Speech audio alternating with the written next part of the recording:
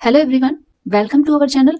बच्चों, आज की क्लास में हम क्लास 7th इंग्लिश की यूनिट नंबर 5 स्टार्ट कर रहे हैं, जिसका नाम है ब्रेव हार्ट्स।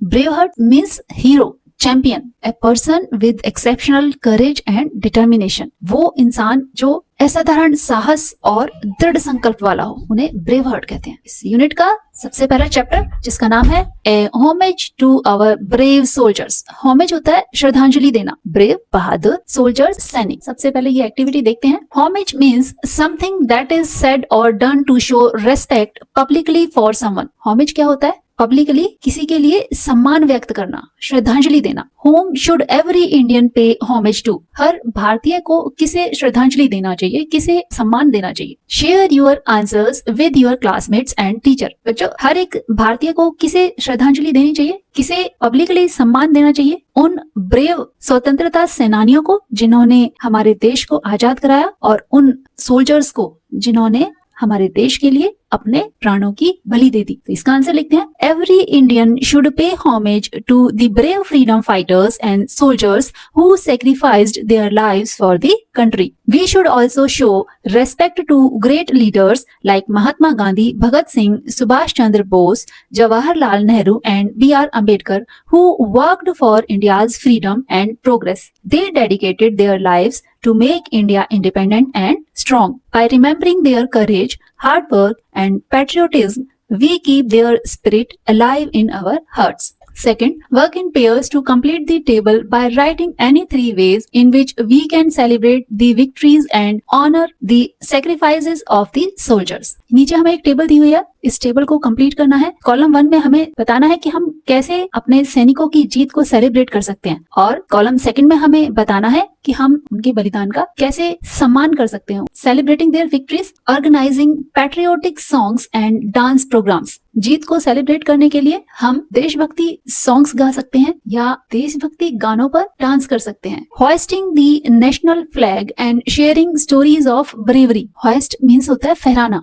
राष्ट्रीय ध्वज को फहरा सकते हैं और बहादुर सैनिकों की स्टोरीज एक दूसरे से शेयर कर सकते हैं। वॉचिंग एंड डिस्कसिंग मूवीज और डॉक्यूमेंट्रीज ऑन सोल्जर्स। देशभक्ति मूवी देख सकते हैं, सैनिकों के ऊपर डॉक्यूमेंट्रीज बनी होती है, वो भी देख सकते हैं। Honouring there sacrifice, visiting a war memorial, किसी भी युद्ध स्मारक की यात्रा करके। Observing a moment of silence on national days. National days जैसे इंडिपेंडेंस डे, रिपब्लिक डे, इन पे हम कुछ क्षण का मौन धारण करके उनके बलिदान को सम्मान दे सकते हैं। राइटिंग लेटर्स और thank you cards to soldiers and their families. वीर सैनिकों को और उनकी फैमिली को थैंक यू कार्ड्स भेज सकते हैं, लेटर्स लिख सकते हैं। Next page, let us read. Chapter start करते हैं। Two friends share their feelings about brave soldiers. 2 मित्र बहादुर सैनिकों के बारे में अपनी भावनाएं शेयर कर रहे हैं। One of them shares her experience of visiting the national war memorial that has left a deep impact on her. Deep impact means गहरा प्रभाव छोड़ना। तो कह रहे हैं उनमें से एक अपनी राष्ट्रीय युद्ध स्मारक की यात्रा का अनुभव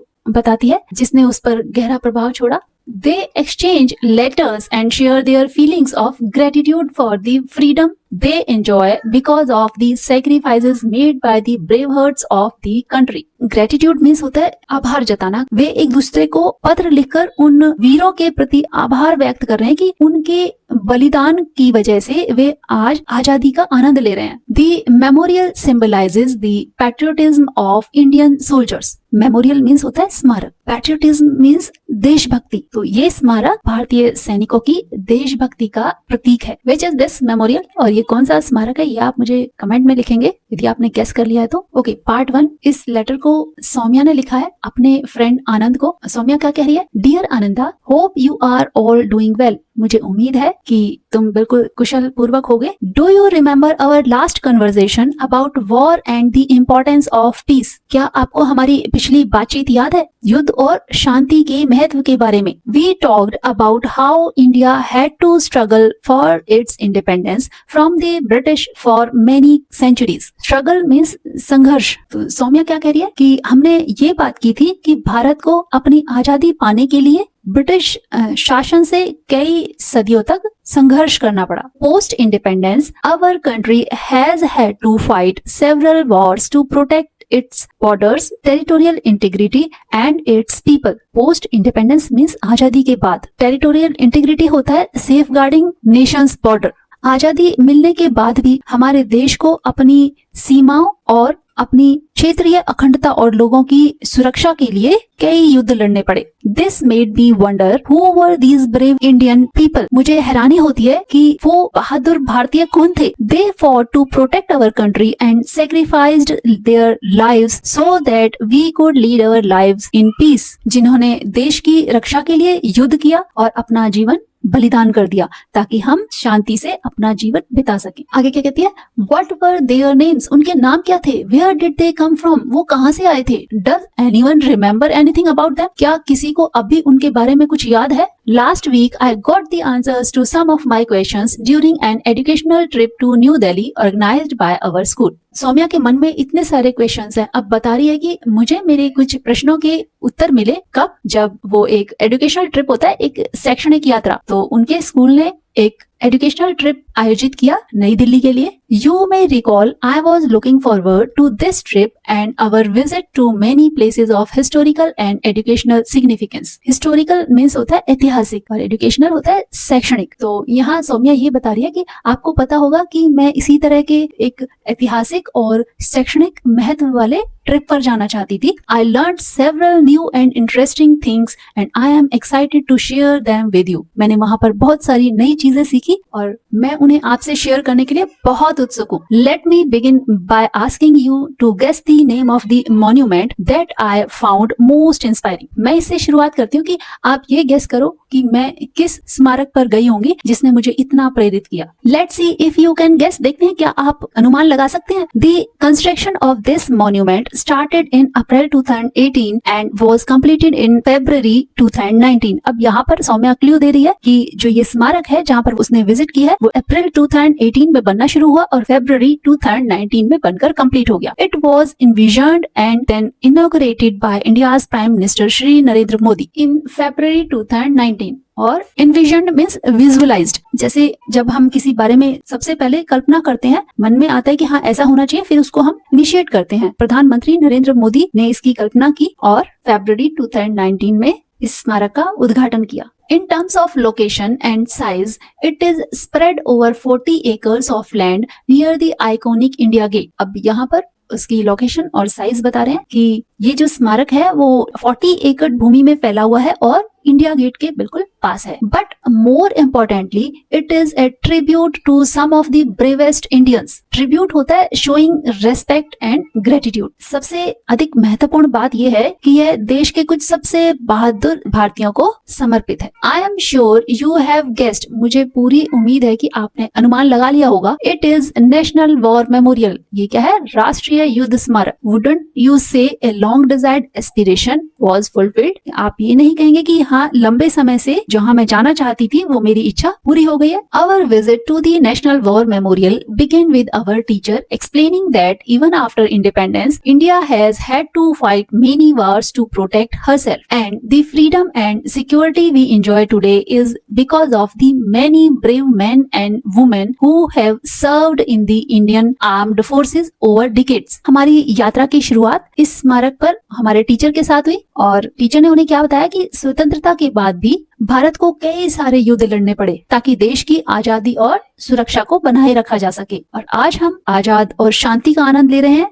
वह उन भारतीय पुरुषों और महिलाओं की वजह से है जिन्होंने दशकों तक भारतीय सशस्त्र सेना में अपनी सेवाएं दी हैं. इंडियन आर्म्ड फोर्सेस मींस भारतीय सशस्त्र सेना. Sadly she said war always takes its toll. Toll means होता है वसूलना. उन्होंने क्या बताया कि ये बड़ा दुर्भाग्यपूर्ण है कि युद्ध हमेशा अपनी कीमत वसूलता है. And therefore many brave soldiers have had to sacrifice their lives for the country even after our independence in 1947. 1947 के बाद जब हमारा देश आजाद हो गया उसके बाद भी हमारे बहुत से बहादुर सैनिकों ने अपने प्राणों को बलिदान कर दिया. किसके लिए? अपने देश के लिए। This is what makes monuments like the national war memorial extremely important. इसी कारण राष्ट्रीय युद्ध स्मारक जैसे जो ये स्मारक हैं ये बहुत महत्वपूर्ण हो जाते हैं। So that we should never forget the cost of freedom, ताकि हम इस आजादी की कीमत को कभी ना भूलें। We are aware always of the pain and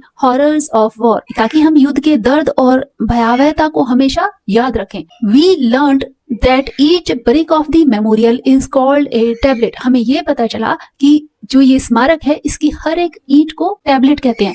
and it bears the names of soldiers who fought for India and made the supreme sacrifice in different wars from 1947 till date, including the Indo-China conflict of 1962 and the Indo-Pak wars in 1965 and 1971 and the Kargil war in 1999। Memorial को बनाने के लिए जो brick का use हुआ है, ईंट का यूज हुआ है, उसे टैबलेट कहते हैं। और हर एक जो टैबलेट है उन पर उन सोल्जर्स के नाम गुदे हुए हैं जिन्होंने सर्वोच्च बलिदान दिया। सुप्रीम सेक्रीफाइस मींस सर्वोच्च बलिदान। 1947 से लेकर अब तक के जितने भी वॉर्स हुए हैं उनमें, और ये वॉर्स कौन कौन से थे ये बताए गए हैं। इंडिया चाइना का वॉर जो 1962 में हुआ था, इंडिया और पाकिस्तान का युद्ध जो 1965 और 1971 में हुआ था, और कारगिल का युद्ध जो कि 1999 में हुआ था। There are 29,000 tablets on which more than 26,000 names of fallen soldiers have been etched। Etched means engraved, मतलब उन पर उकेरा गया है। 29,000 टैबलेट्स वहां पर यूज हो रखी हैं, उन पर 26,000 सोल्जर्स के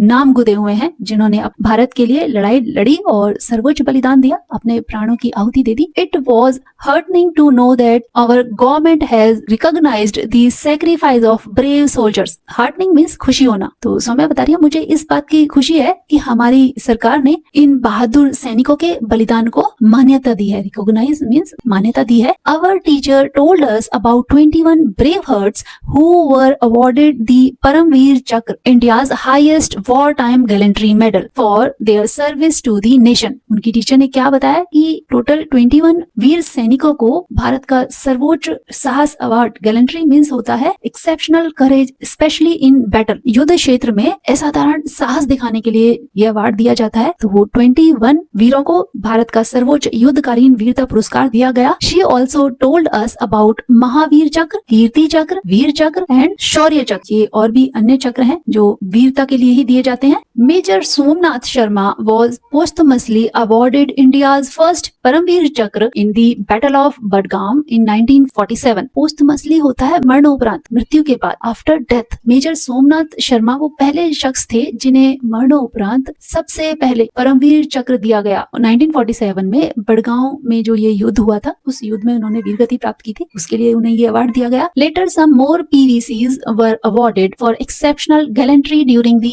India China conflict of 1962 and Indian Pakistan war of 1965। और फिर उसके बाद 1962 में भारत चीन युद्ध और 1965 में भारत पाकिस्तान युद्ध के दौरान भी कई सैनिकों को ये सम्मान दिया गया। Besides a Paramvir Chakra was also awarded for service during the UN peace keeping organisation in Congo. इसके अलावा कॉन्गो में जो संयुक्त राष्ट्र शांति मिशन के दौरान भी एक परमवीर चक्र प्रदान किया गया था। In the 1971 war some of the heroes who were awarded the Paramvir चक्र posthumously include lance Naik Albert अक्का, flying officer Nirmaljit Singh Sekhon, second lieutenant Arun Khetrapal and major Hoshiyar Singh. Some navy personnels including captain Mahendra Nath Mulla also awarded Mahavir चक्र for their exemplary courage and leadership. 1971 के युद्ध में कुछ ऐसे वीर जिन्हें उनके मरणोपरांत परमवीर चक्र अवार्ड दिया गया, उनके नाम है लांस नायक एल्बर्ट एका। एल्बर्ट एका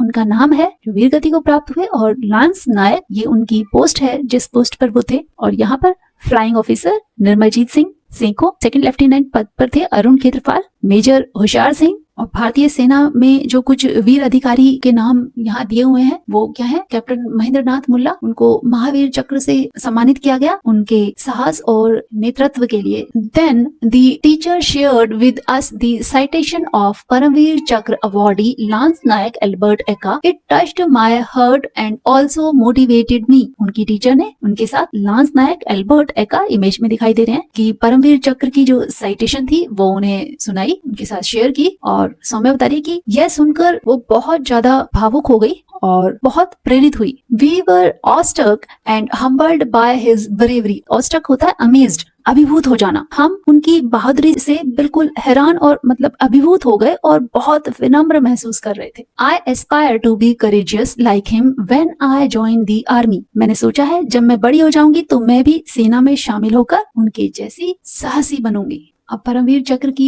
साइटेशन क्या है जो लांस नायक एल्बर्ट एक्का के लिए लिखी हुई है, ये पढ़ते हैं। Lance Naik Albert Ekka was in the left forward company of battalion of the brigade of guards during their attack on the enemy defense at Gangasagar on the eastern front।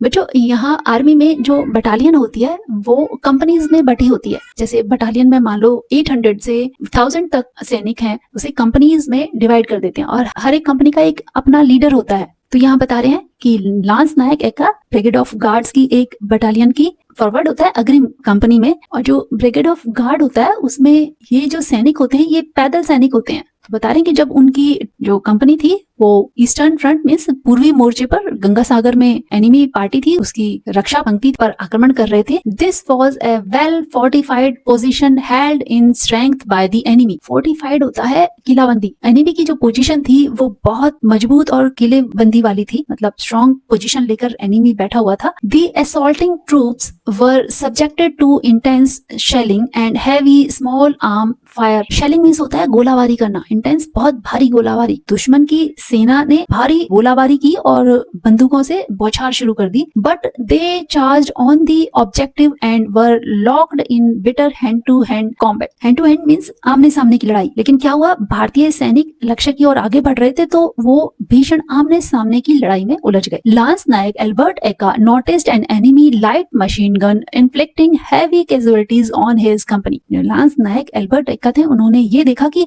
दुश्मन की एक मशीन गन उनकी कंपनी को बहुत भारी नुकसान पहुंचा रही है। With complete disregard to his personal safety, अपनी व्यक्तिगत सुरक्षा की परवाह किए बिना, he charged the enemy bunker, bayoneted 2 enemy soldiers and silenced the machine gun. उन्होंने अपनी सुरक्षा की कोई परवाह नहीं करी और वो दुश्मन के बंकर पर टूट पड़े। बेनेट होता है एक खंजर और या चाकू जैसा एक पॉइंटेड हथियार होता है जो बंदूक के आगे लगा होता है। उन्होंने बेनेट से उसको मारा, इसका मतलब है वो बिल्कुल बहुत करीब जाके उनको मारा। बंदूक के आगे जो खंजर लगा होता है वो बिल्कुल पास चले गए तो उन्होंने उस खंजर से घोंपकर मारा उन दोनों सैनिकों को जो बंकर के अंदर थे और मशीन गन चला रहे थे। और उनको मारने के बाद उन्होंने जो मशीन गन थी उसको बंद कर दिया। Though seriously wounded in this encounter he continued to fight alongside his comrades through the mile deep objective, clearing bunker after bunker with undaunted courage. Undaunted courage means अदम्य साहस दिखाना। वो पूरी तरह से घायल हो गए इस हाथापाई में, झड़प में। उसके बाद भी उन्होंने अपने साथियों के साथ लड़ाई जारी रखी। कॉमरेड्स होता है साथी। वे लगभग 1 मील गहराई तक दुश्मन के क्षेत्र में प्रवेश करते गए और एक एक करके सारे बंकर्स हटाते चले गए। उन्होंने इतने अदम्य साहस का परिचय दिया। Towards the northern end of objective, 1 enemy medium machine gun opened up from the second story of a well-fortified building, inflicting heavy casualties and holding up the attack। बता रहे हैं कि उत्तरी छोर से दुश्मन की एक मीडियम मशीन गन एक बहुत मजबूत पोजीशन लिए हुए किलाबंदी में ही सेकंड फ्लोर से, दूसरी मंजिल से गोलाबारी कर रही थी, जिससे हमारी सेना को बहुत नुकसान हो रहा था। वंस अगेन, एक बार फिर, this gallant soldier, gallant means होता है बहादुर वीर, without worrying about his personal safety despite his serious injury and the heavy volume of enemy fire, crawled forward till he reached the building and lobbed a grenade through the loophole of the bunker, killing 1 enemy and injuring the other। बता रहे एक बार फिर, इस वीर सैनिक ने अपनी जान की परवाह किए बिना गंभीर रूप से घायल होने और भारी गोलाबारी और फायरिंग के बाद वो क्रॉल्ड मींस रेंगना, रेंगते हुए वो आगे बढ़ते रहे और कहाँ पहुंच गए, वो इमारत के पास पहुंचे। बंकर की खिड़की में एक उन्होंने ग्रेनेड फेंका जिससे एक एनिमी मारा गया और दूसरा घायल हो गया। The medium machine gun however continue to fire, लेकिन फिर भी जो मीडियम मशीन गन थी वो कंटिन्यू फायरिंग हो रही थी उससे। With outstanding courage and grim determination, lance Naik Albert Ekka scaled a side wall and entering the bunker. तब एल्बर्ट एका ने अत्यंत साहस और दृढ़ निश्चय के साथ दीवार पर चढ़कर बंकर के अंदर वो एंटर हो गए। Penetrated the enemy who was still firing and thus silenced the machine gun. फिर से उन्होंने बिल्कुल पास जाकर अपनी बंदूक के आगे लगे हुए बैनेट से जो खंजर होता है उसको घोंपकर दुश्मन को मारा और फिर जो मशीन गन थी उसे बंद कर दिया, saving further casualties to his company, और अपनी कंपनी को ज्यादा नुकसान होने से बचाया। And ensured the success of attack, और जो ये हमला था इसकी सफलता को उन्होंने इंश्योर किया। In this process however he received serious injuries and succumbed to them after the capture of the objective। इस कार्रवाई के दौरान उन्हें गंभीर चोटें आई और जब लक्ष्य पर कब्जा हो गया तब उन्होंने वीरगति प्राप्त की। Succumbed means वीरगति प्राप्त कर लेना, मर जाना। In this action, Lance Naik Albert Eka displayed the most conspicuous valor, determination and made the supreme sacrifice in the best traditions of the army। इस युद्ध में लांस नायक एल्बर्ट एका ने असाधारण वीरता, दृढ़ संकल्प और सर्वोच्च बलिदान का प्रदर्शन किया, जो भारतीय सेना का क्या है, सर्वोत्तम परंपराओं का प्रतीक है। ओके, साइटेशन कंप्लीट हो गई। अब आगे पढ़ते हैं। As we continued our visit around the national war memorial we came across another important installation called Amar Jawan Jyoti that commemorates our soldiers. Commemorates होता है remember officially and show respect. यहाँ बता रही है जब हम अपनी राष्ट्रीय युद्ध स्मारक के चारों ओर अपनी यात्रा जारी कर रहे थे तो हमें एक और महत्वपूर्ण स्थान दिखाई दिया, वहां पहुंचे, उसका नाम था अमर जवान ज्योति, और ये भी हमारे सैनिकों को श्रद्धांजलि देने के लिए ही बनाया गया था। The name as you may have guessed, जैसे कि आपने नाम से ही अनुमान लगा लिया होगा, represents an immortal flame that is kept ablaze all through the day and night to revere the sacrifice of our soldiers। Immortal means कभी ना मरने वाला, अमर। तो ये जो ज्योति है दिन रात हमेशा जलती रहती है ताकि हमारे सैनिकों के बलिदान का सम्मान किया जा सके। Earlier the Amar Jawan Jyoti which also displayed a rifle and a helmet was aligned under the arc of India Gate in January 1972 to commemorate India's victory in the India-Pakistan War of 1971। Bharat Pakistan का 1971 में युद्ध हुआ था। जनवरी 1972 को उस युद्ध की जीत के लिए यहाँ पर इंडिया गेट के नीचे ये अमर जवान ज्योति प्रज्वलित की गई थी। The National War Memorial now include Amar Jawan Jyoti in the obelisk which is surrounded by 4 chakras. obelisk होता है टेपलिंग स्टोन पिलर्स।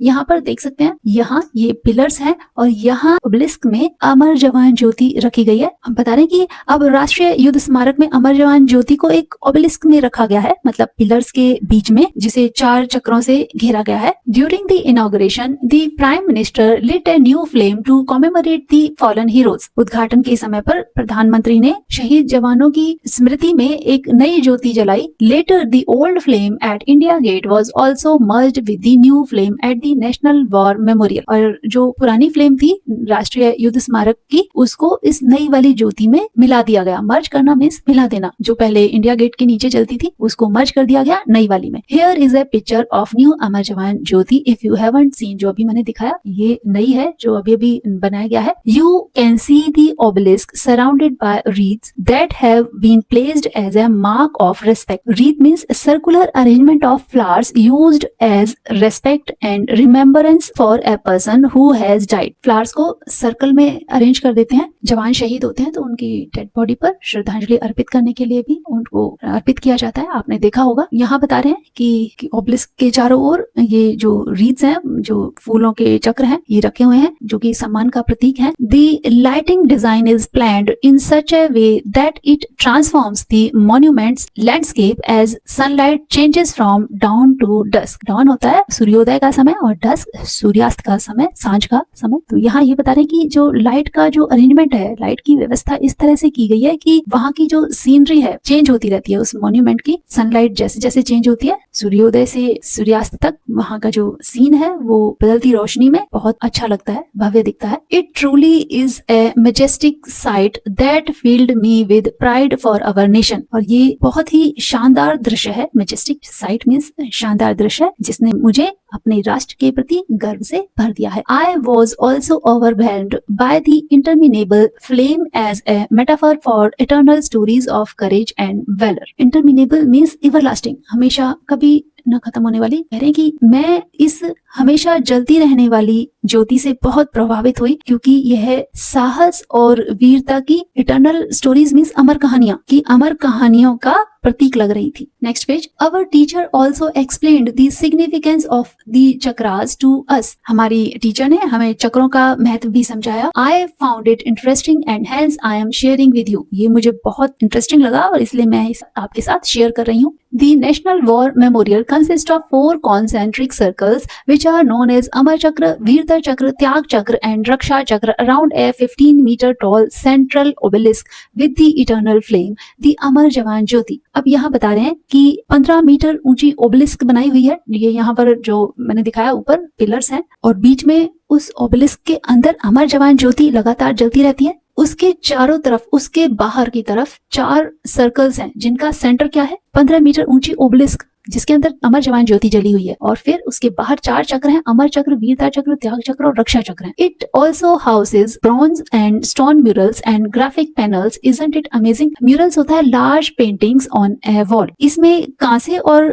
पत्थर की चित्र और ग्राफिक पैनल्स बने हुए हैं। The inner most circle represents the Amar Chakra. सबसे अंदर जो चक्र है उसे अमर चक्र कहते हैं। Also known as the circle of immortality means अमरत्व का चक्र। This has the obelisk with eternal flame. और इसके अंदर ओबेलिस्क है और जिसके अंदर क्या है, अमर जवान ज्योति। The Amar Jawan Jyoti flame symbolises the immortality of the spirit of fallen soldiers with the assurance that the nation will never forget their sacrifice. ये जो ज्योति है ये दर्शाती है कि शहीद सैनिकों की आत्मा क्या है, अमर। इमॉर्टल मीन्स अमर होना। शहीद सैनिकों की आत्मा अमर है और हमारा राष्ट्र कभी भी उनके बलिदान को नहीं भूलेगा। The second circle is called the Veerta Chakra. दूसरे सर्कल को वीरता चक्र कहते हैं। Which is also known as circle of bravery means साहस का चक्र भी इसे कहा जाता है। There is a covered gallery that exhibits 6 murals crafted in bronze depicting valiant battle actions of our armed forces. Armed forces means सशस्त्र सेना, बैटल एक्शंस मीन्स युद्ध के दृश्य। 6 कांसे की मूर्तियां प्रदर्शित हैं यहाँ पर और जो हमारी सशक्त सेनाओं के वीरता पूर्ण युद्ध दृश्यों को दर्शाती है। युद्ध के जो एक्शंस होते हैं बंदूक लिए हुए वो दृश्य उन पर बने हुए हैं। दी थर्ड सर्कल रिप्रेजेंट्स दी त्याग चक्र। तीसरा सर्कल त्याग चक्र को रिप्रेजेंट करता है। Also known as the circle of sacrifice. इसे बलिदान का चक्र भी कहते हैं। The circular concentric walls of honour symbolises the ancient war formation which is called Chakravyuh. War formation मतलब जैसे युद्ध के पहले पुराने टाइम में युद्ध के टाइम पर व्यूज बनाते थे, जैसे महाभारत के टाइम पर हर दिन एक नया व्यू रचना की जाती थी। तो यहाँ कह रहे हैं कि गोलाकार दीवारें हैं तीसरे चक्र की। पुराने टाइम में व्यूज वगैरह बनते थे, युद्ध के व्यूज बनाए जाते थे। चक्रव्यूह का प्रतीक है ये। यहाँ पर बच्चों आप देख सकते हैं नेशनल वॉर मेमोरियल। देखो ये सबसे पहला है अमर चक्र, उसके बाद ये है वीरता चक्र और फिर ये दिखाया हुआ है त्याग चक्र और सबसे लास्ट में ये है रक्षा चक्र, सर्कल ऑफ प्रोटेक्शन। और इसको यहाँ पर एक्सप्लेन भी किया हुआ है। नेक्स्ट पढ़ते हैं। The walls are covered with granite tablets and individual tablet is solely dedicated to each fallen hero of post independent India. दीवारों पर ग्रेनाइट की पट्टियां लगी हुई हैं। हर एक पट्टी एक स्वतंत्र भारत के शहीद को समर्पित है। Their names are etched in golden letters. शहीद हुए सैनिकों के नाम स्वर्ण अक्षरों में लिखा गया है, अंकित किया गया है। The outer most circle represents the Raksha Chakra और सबसे बाद में जो चौथा चक्र है उसे रक्षा चक्र कहते हैं। Which is also known as the circle of protection, जिसे संरक्षण का चक्र भी कहते हैं। In this chakra the row of trees is a reassurance to the citizens of the country about their safety against any threat. और उस चक्र के चारों तरफ पेड़ों की लाइनें हैं जो ये भरोसा दिलाती है नागरिकों को कि वे सुरक्षित हैं किसी भी तरह के हमले से। Each tree represents the soldiers who ensure the territorial integrity of the nation। और हर एक पेड़ एक सैनिक का प्रतीक है जो देश की अखंडता की रक्षा करता है। We spent the whole day from morning to evening at the National War Memorial and the surrounding areas marked by majestic lawns and grand buildings of कर्तव्य पथ। अब यहाँ सौम्या बता रही कि हम सारा दिन सुबह से शाम तक राष्ट्रीय युद्ध स्मारक है उसके आसपास के एरिया में घूमते रहे और वहाँ के जो भव्य लॉन्स हैं और वहाँ जो बड़ी बड़ी इमारतें हैं कर्तव्य पथ के आसपास, हम उन्हें ही देखते रहे। We were immersed in the ambience that was solemn and reminder of what a free nation could achieve। Solemn means होता है गंभीर और एम्बियंस मीन्स होता है माहौल। तो वहां का माहौल बहुत गंभीर था, जिसने यह एहसास दिलाया कि एक स्वतंत्र राष्ट्र क्या हासिल कर सकता है। The overall environment created an emotive experience that was visually inspiring। वहां का वातावरण बहुत भावनात्मक था। इमोटिव मीन्स होता है भावनात्मक, जिसे देखकर बहुत प्रेरणा मिली। I felt as if I had developed a bond with that place। मेरे मन में एक गहरा संबंध बन गया है उस जगह से। I learned a lot, but I also have to admit that the various discourses during the day brought tears to my eyes। करिए कि मैंने वहां पर बहुत कुछ सीखा, लेकिन यह भी मैं स्वीकार करती हूँ, एडमिट करना में स्वीकार करना, ये भी मैं मानती हूँ कि उस दिन जो उसके अनुभव थे उस सब से उसकी आंखों में आंसू आ गए। Discourses means serious discussions on different topics. जो आपस में बातें कर रहे हैं वो सब चीज उन्होंने जो देखी, उन सब के बारे में जो बातें करके उसकी आंखों में आंसू आ गए। It was sad to think about the massive devastation and loss of life caused by wars। यह सोचकर बहुत दुख हुआ कि युद्ध में कितनी भयानक तबाही और हर तरह से लॉस होता है, जान माल की दोनों की हानि होती है। It motivated me to live a life worthy of the sacrifices of our heroes। इस स्मारक पर आकर उसको क्या प्रेरणा मिल रही है कि मैं अपने जीवन को हमारे वीर सैनिकों के बलिदान के योग्य बनाऊं। After our visit, the class decided to make presentation on stories of valor of brave hearts we came across at the National War Memorial। और जब वो अपनी ट्रिप से वापस आ गए तो उनकी क्लास ने ये निर्णय लिया कि राष्ट्रीय युद्ध स्मारक पे जो भी वीरों के बारे में उन्होंने जाना है, उन वीरों की कहानियों पर वो एक प्रेजेंटेशन बनाएंगे, मतलब एक प्रस्तुति देंगे। We divided ourselves into 5 groups। उन्होंने अपने आप को 5 ग्रुप्स में बांट लिया है। We decided to make presentations depicting the courageous stories of the soldiers। वीर सैनिक उनकी साहसपूर्ण कहानियां पर अपनी प्रेजेंटेशंस देंगे। Our teacher has also advised us to share our experience during the school assembly। Teacher ने क्या एडवाइस किया कि अपने जो भी अनुभव है उन्हें असेंबली टाइम में और बच्चों के साथ शेयर करें। I am delighted that all the students of our school will get to know about the National War Memorial and the soldiers it commemorates। अब मुझे खुशी है कि हमारे स्कूल के और बच्चों को भी नेशनल वॉर मेमोरियल के बारे में पता चलेगा, हमारे युद्ध में शहीद हुए सैनिकों को समर्पित है, ये सब पता चलेगा। I am going to give a presentation on the story of Major Padamapani Acharya who fought for India in the 1999 Kargil War and was awarded the Mahavir चक्र। सौम्या कह रही है कि मैं मेजर पदमपानी आचार्य, इमेज में देख सकते हैं आप, इन्हें महावीर चक्र दिया गया था। उन्होंने 1999 में कारगिल में जो युद्ध हुआ था उसमें वीरगति प्राप्त की थी। सौम्या इनके बारे में अवेयर कराएगी, अपनी प्रेजेंटेशन तैयार करेगी। नेक्स्ट पेज, यहाँ महावीर चक्र की साइटेशन लिखी हुई है। मेजर पदमपानी आचार्य को ये महावीर चक्र दिया गया उनके मरणोपरांत। इसको जल्दी से रीड करते हैं। On 28 June 1999 major Padmapani Acharya was a company commander, was assigned the formidable task of capturing an enemy position which was heavily fortified, strongly held and covered with mines and sweeping machine gun and artillery fire। Artillery fire होता है जिसे तोपों से गोलाबारी करते हैं, और fortified means किलाबंदी हुआ। तो एनिमी ने आप इस बार भी बहुत अच्छा अपना ठिकाना ढूंढा हुआ था, अच्छे से सुरक्षित जगह पर वो थे। 28 जून 1999 को मेजर पदमपानी आचार्य को अपनी कंपनी, जो कि उस कंपनी के कमांडर थे, बहुत कठिन काम उनको सौंपा गया। वो क्या था? दुश्मन के ठिकाने पर कब्जा करने का। दुश्मन था वो पूरी तरह से मजबूत किलाबंदी वाली जगह पर बैठा हुआ था, पूरी तरह से सशक्त था। वो एरिया माइंस से कवर हो रखा था, सुरंगों में वहां बारूद लगे हुए थे। Success of the battalion and brigade operation hinged on the early capture of this position. Battalion की जो सक्सेस थी, सफलता, इसी बात पर निर्भर करती थी कि ये जो ठिकाना है उसको अपने कब्जे में ले लिया जाए। However, the company attack almost faltered at very beginning when the enemy's artillery fire came down squarely on the leading platoon, inflicting large number of casualties। लेकिन क्या हुआ? हमला शुरू हो गया, दुश्मनों ने भारी गोलाबारी कर दी, जो सबसे आगे प्लाटून थी उस पर गोले गिरने लगे, जिससे कई सैनिक शहीद होने लगे, मरने लगे। जो हमारा हमला था वो विफल होता दिख रहा था। With utter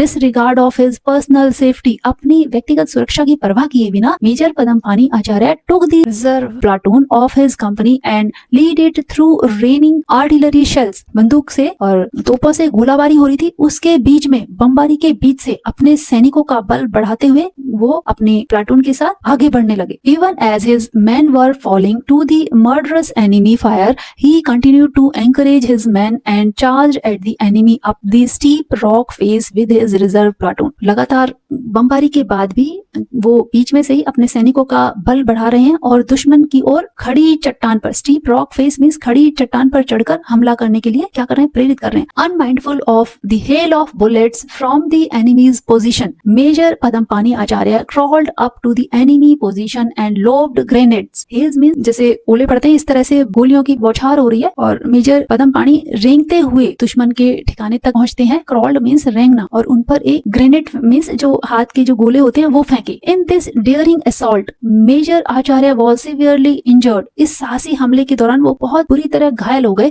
despite being seriously injured and unable to move, he ordered his men to leave him and charge at the enemy while he continue to fire at the enemy. वो बहुत घायल होने के बाद चल भी नहीं पा रहे थे, फिर भी उन्होंने अपने कंपनी के सैनिक थे उनको ऑर्डर किया कि वो आगे बढ़े, और खुद वहां वो चल नहीं पा रहे थे, वहां लेटे लेटे भी वो फायरिंग करते रहे दुश्मनों की तरफ। The enemy position was finally overrun and the objective was captured, आखिरकार उनकी प्रेरणा से दुश्मन का ठिकाना कब्जे में ले लिया गया और मिशन क्या हुआ, सफल हो गया। After completion of the mission the officer however succumbed to his injuries, mission के सफल होने के बाद मेजर पदमपानी वहीं की वहीं वो वीरगति को प्राप्त हो गए। Major Padmapani Acharya displayed exceptional courage, leadership and spirit of self sacrifice in the face of the enemy, major Padmapani Acharya ने असाधारण साहस, नेतृत्व क्षमता और सेल्फ सैक्रिफाइस मींस आत्म बलिदान की भावना का परिचय दिया। तो ये है महावीर चक्र की साइटेशन। आगे बढ़ते हैं। Before he went into battle he wrote a letter to his father that he wasn't afraid of or scared about losing his life while trying to protect the motherland. युद्ध पर जाने से पहले उन्होंने अपने फादर को एक लेटर लिखा। उन्होंने कहा कि मैं अपने देश की रक्षा करने के लिए, अपने प्राणों को बलिदान करने के लिए बिल्कुल नहीं डरता और ना ही उन्हें किसी तरह का भय है। Quoting Shrimad Bhagavad Gita he went on से, भागवत गीता की कुछ कोटेशंस लेकर उन्होंने क्या कहा, if you fight you will either be slain on the battlefield and go to the celestial abode or you will gain victory and enjoy the kingdom on the earth. यदि तुम युद्ध में